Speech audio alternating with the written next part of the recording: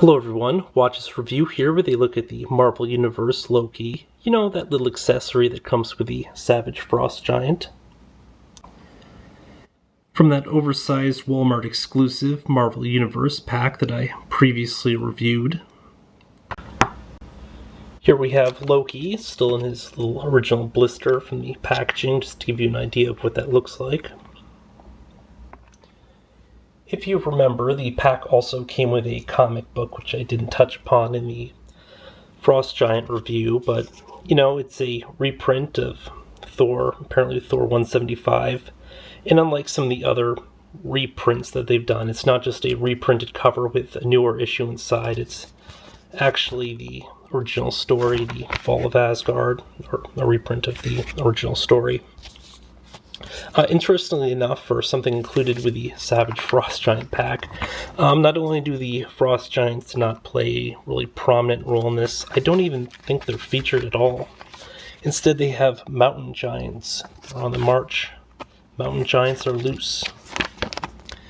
And, of course, they're involved in the whole invasion and stuff and Loki's takeover. I just skimmed this. I didn't read through the whole thing yet, so they might actually be featured. The other thing too is if you look at the cover, you'll notice that Loki is sporting a different helmet. Do not be afraid, do not fear, don't panic, because within the comic, the helmet is what you see here.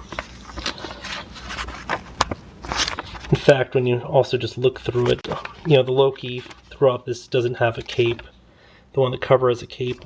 I actually would have liked to have seen this with a cape, but no, even that is kind of within the whole thing. Of course, by the end, he's wearing a different costume, but let's not talk about that. Let's talk about this. This, of course, represents the first time that Loki has graced the Marvel Universe line, and quite possibly also the first time that he's been presented in 3 3/4-inch form. And as far as renditions go, it's alright. It's definitely kind of cool, but there's so many things that I kind of wish they'd done differently. First off, this is just a straight recycle / redeco of the standard mold with a new head sculpt here, which in itself is kind of disappointing because every time we seem to get a Thor, they get all sorts of additional sculpting. They get, carved in detail for their armor and stuff. Just look at this. It's just painted on. It's not cool. The other kind of small gripe I have is just the fact that he has a closed fist here, and it's not even at a great angle. I much rather would have seen him with a open hand, so he could actually hold a weapon. For example, a sword. Because, the character is often depicted with, weapons of various sorts, and I don't think he goes around doing a lot of punching. The other thing you'll probably notice is that even on the cover and throughout the issue, he actually has a green mantle instead of a yellow one. Although, it's kind of a minor issue, I actually do prefer the yellow mantle just a lot better from a design standpoint, so it doesn't really bug me. Now, as just a sort of general note, although Thor isn't really one of my favorite Marvel superheroes, in fact, if I'm asked to name 15 Marvel superheroes, Thor would almost never come to the top of my head. Loki's the exact opposite. He's always struck me as being one of the very top tier, big threat villains and everything from the Marvel Universe. So I've actually had a much greater fondness for this character than for his heroic half-brother. Or stepbrother. So I don't think they're actually related. They weren't related at all by blood. But yeah, it's just kind of a note. Now, in terms of detail and everything, I actually like the head sculpt on this quite a bit more than the Marvel Legends version. The Marvel Legends version had sort of a crackly, wrinkly look for the character. He looked pretty old. Pretty scary. Actually, it looked quite a bit like the image featured at the end here. When Loki's wandering around in those big green robes and talking about himself in the third person because, he's Loki. Deal with it. But this I think really captures the other side of his personality, because it's just this really crazy maniacal grin. It's just some evil sadistic glee going on there. Also, you'll notice that the horns are kind of flexible and stuff, and they do sort of bend at odd angles. You might want to just sort of fix them if they aren't quite proper. Also, it looks like one's sort of longer than the other. Kind of weird.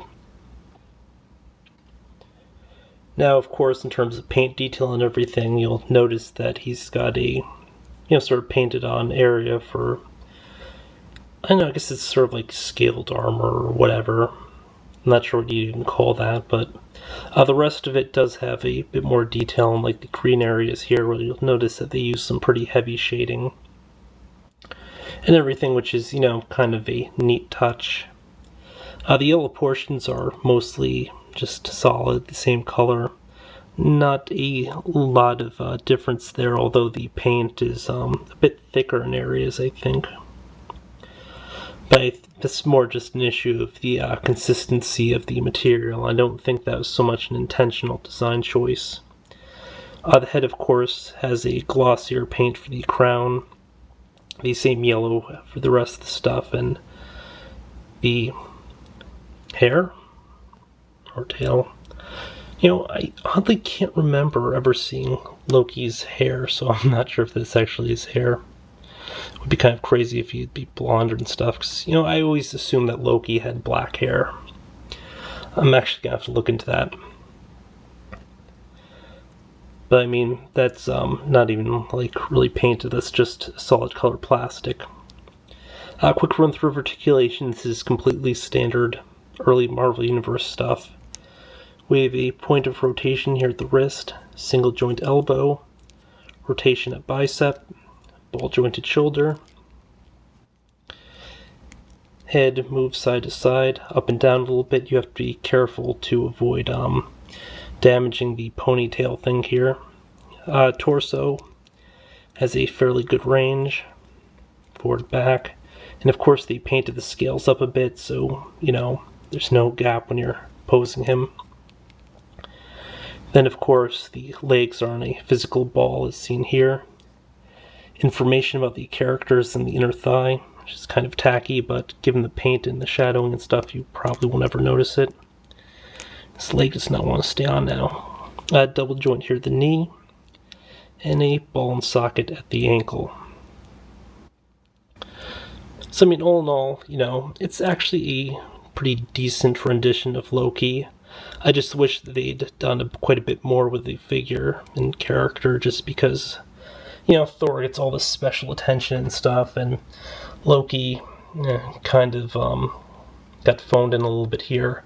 But at the same time, you do have to remember that he was meant more as a pack-in, whereas Thor got an individual carded release, and maybe some of the later versions of this might have like greater detail, but for what it is a very nice figure. And of course, I kind of wish that I had a throne in the scale to pose him on and stuff, but I don't. At any rate, this has been a look at Loki from the Savage Frost Giant pack. Let's bring the big guy in there. Roar. And this is exactly why I consider him more of an accessory, because he's tiny. Though I guess he'd probably be like riding on the shoulder or something, so it's not even in shot. So yeah, that gives you some idea of scale between the two. So, until next time, folks,